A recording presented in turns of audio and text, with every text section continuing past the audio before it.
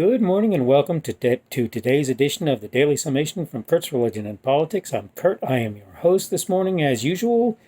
Today is the 29th of October 2020 and it is a Thursday. We're coming up on the end of the week. I just wanted to let you know that I'm doing things in a slightly different way than I normally would this morning. I have written my blog entry, but I have not yet posted that blog entry. That's fine. The ideas that there are sort of fresh in my mind, and I have a variety of reasons for why I'm doing things as I'm doing today. That being said, I wanted to discuss the idea of voter fraud. And I wanted to talk about three main things: what voter fraud is, what voter fraud isn't, and how serious it is. And we're going to start with what voter fraud is, right? Because that's really the more important thing here, what voter fraud is. So what are some examples of ways in which voter fraud occurs? One example of the way in which voter fraud occurs is people are essentially paid to vote in a particular way. This is voter fraud. It's voter fraud because whether or not those people care for whom they are voting, they are being swayed to vote in a particular way by people having the largesse to make that happen, right? This is voter fraud. You can agree, you cannot, it is. Stuffing ballot boxes, finding votes, this is voter fraud. Because in almost all instances, if those ballots were properly looked at, they would be found to be fraudulent in nature. In almost every case. Oh, I found it in the trunk of my car 2 days or 3 days after the election. Sorry, that's fraudulent if on no other basis than that they were found after the election. And you can argue that people were disenfranchised as a result, but the thing is, you were going to disenfranchise them essentially one way or another, right? Those individuals. Either they were going to end up stuck in the trunk of a car in terms of their votes, or they were going to be fraudulently counted in the election and need to be removed that way. Another way is trying to think of the various things that I discussed. There was one that I came up with just a second ago, but I can't think what it was now naturally. But there are any number of other ways that fraud can happen. Okay, and some of those ways almost all of those ways are sort of direct. Okay, so one example is people who don't have the right to vote. I know that in some places, if you're a felon, you don't have a right to vote. I know that if you're under a certain age, almost everywhere you don't have that right. And yet, if you're illegal, if you're in the country and your being in the country is not a legal thing, you don't have the right to vote. If you're a foreign national in the United States who has not been naturalized to American citizenship, you don't have the right to vote. Such people should not be voting, and there are almost certainly such people who are. And that's a problem. This is a problem, right? It's literally voter fraud when this occurs.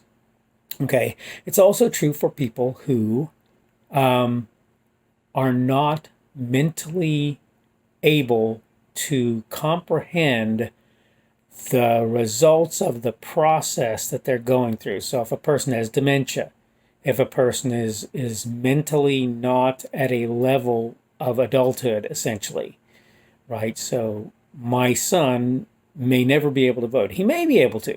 He may not only be able to, but he may be able to understand all of the concepts and so forth that are involved, and he may come to the point where he can. But at this point in his life, at 8 years of age, I've told people he's probably, quote, younger in many regards than their 5-year-olds. And so for him, he may never get to the point where he is of the age at which it's reasonable for him to vote. Okay? So that's another instance where, like it or not, a given individual may not possess the mental acuity to actually vote. And it's not just people with dementia, right? There are other people who, for whatever reason, whether for a period or not, as a result of accidents or whatever, are not sufficiently mentally able to make that decision and have others essentially proxy voting for them. People who are deceased, I might have already mentioned. If I haven't, they're another group of people that, you kind of think probably shouldn't be voting, right? That doesn't take a lot of sense. That doesn't take a great amount of genius to figure out. You're not wanting deceased people to vote. There are instances in with situations like mail-in voting and the like, where where there are ballots being mailed to people who no longer live in given residences, and it's distinctly possible that other people may cast those ballots in a given direction, even though the person is no longer a resident of that area and is potentially voting somewhere else. And that's another way that voter fraud can happen, by the way, is a person voting at one polling location at one time and another polling location another time, and it not getting caught that they've done so. A person voting with illegal identification, such that it's not actually the person who's voting who is, they're not who they represent themselves to be. We'll put it like that, right? So that individual also is a problem. In very small elections, obviously that sort of thing doesn't really happen typically because there's either one polling place or very limited numbers of polling places and very few days in which the election occurs.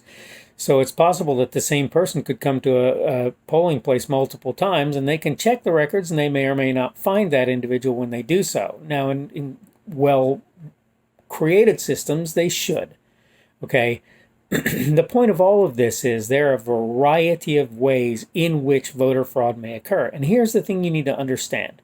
If 10% of the total population of the United States were to vote in, say, for example, a presidential election, if that election were decided by, let's say, 20,000 people, 10,000 people, 5,000 people, okay, if that election were decided by that number of people, you think, well, that's a pretty big part of the population. No, it's actually not. 10% of the U.S. population would be 33 million people. 33 million with an M, right? Not billion, but million. That having been said, if you get half the population voting, you've got what, over 150 million people. Now, I don't think we typically get to that place. I'm not sure. I would have to check the statistics. But the point is, even if it's only 10%, it's 33 million people. And if you say that the election was decided by 10, 20, or even 50,000 people, that's a comparative drop in the bucket to the number of people who are actually casting their ballots in a given voting session. Right? So the idea that the numbers have to be large for voter fraud to be effective is fallacious. It is incorrect. They don't have to be large. Now, there are other ways that are sort of more systemic ways that people are trying to throw the vote. And people don't like folks saying this, but it's true. So a perfect example of this is the perversion of Electoral College. The point of Electoral College was to make it so that an elector was given for each candidate in a presidential election in the United States. The elector represented a region, an electorate, okay? And that person representing that electorate was designed to say, this group of people is voting for this individual. And there are people who are trying to make it so that the electors for a given state all fall for the person who wins the popular election. And this is badly incorrect because of essentially what it does. If this happens everywhere, if every state falls to this way of doing business, is suddenly there is really no electoral college, because what's happening is the popular vote is winning the day. That's what's happening. There may be some variance there, but it's not going to be a huge amount. Okay, so what is not election fraud, right? I was going to say elector. I had to catch myself there. What is not election fraud? Foreign governments spending money to advertise for a given candidate is not election fraud, boys and girls. It's not. It's wrong, it's bad, but it's not election fraud. They are allowed to do that. People lying, either for themselves or for others, about who they are is not election fraud. It's wrong, it's bad, but it's not election fraud. And the point of all of this, as I've already said, is that even when the scope seems fairly small, if election fraud occurs, it's a bad thing. And like I say, we've sort of talked in this video about what is and what isn't election fraud. And we've also talked about the scope. That being said, it's getting time for me to wrap up for the day, so I'm going to do exactly that. I'm hoping that you're having a great Thursday. I hope that you're headed on the way to a good weekend. The news for me has become better as time has gone on, and I'm happy about that. We're still in the kind of dreary days of fall and moving very quickly into winter this year in my little region. Like I say, I hope you're doing well. I hope everything is going well for you, and I should see you again. Today being Thursday, the 29th of October, I should see you again on tomorrow, Friday, the 30th of October 2020. I hope you're having a good day. I hope your day continues to be good. I hope you're moving into a good weekend, and hopefully we will see you again tomorrow. The speaker on this edition of the Daily Summation is Kurt Schubert. This video was recorded on Thursday, the 29th of October 2020. The Daily Summation is created for Kurt's Religion and Politics. Thanks for checking out this video. Remember that you can like it on YouTube and you can give it a rumble on Rumble if you want to do that.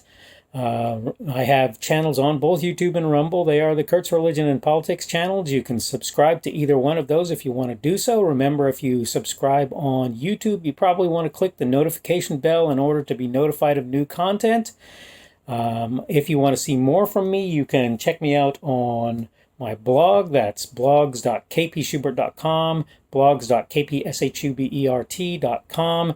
You can also see my Facebook page. That is Kurt's Religion and Politics on Facebook. You can check out my Twitter, Parler, and Minds.com accounts. My handle on all three of those is at kpschubert. That's at kpschubert. You can check out my podcast. The podcast is at podcasts.kpschubert.com. That's podcast.kpschubert.com. And finally, you can check me out on Patreon. And if you want to support me, that's probably one of the better places that you can do that. I am Kurt's Religion and Politics there. Thanks again for checking out this video, and hopefully we will see you again tomorrow.